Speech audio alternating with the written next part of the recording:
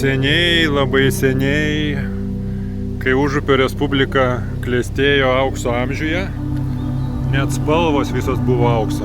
Ir aš buvau, kūriau studijoje, gyvenau čia Užupyje, tenais su vaizdu į Vilnelę.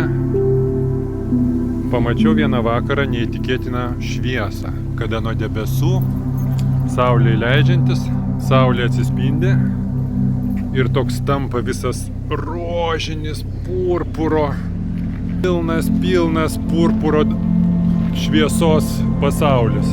Taigi už kameros ir į lauką.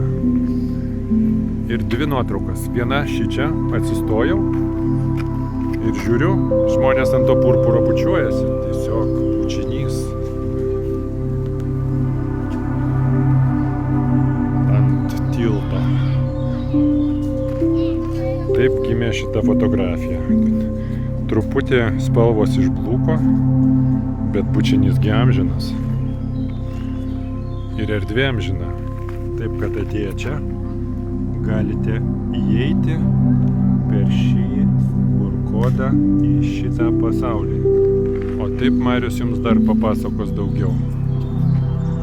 Ir apie šitą erdvę, ir apie Tibeto skverą, kaip jis intensyviai kuriant į čia, ir apie mus, ir apie ne mus, ir apie visus su savim. Laimės jums.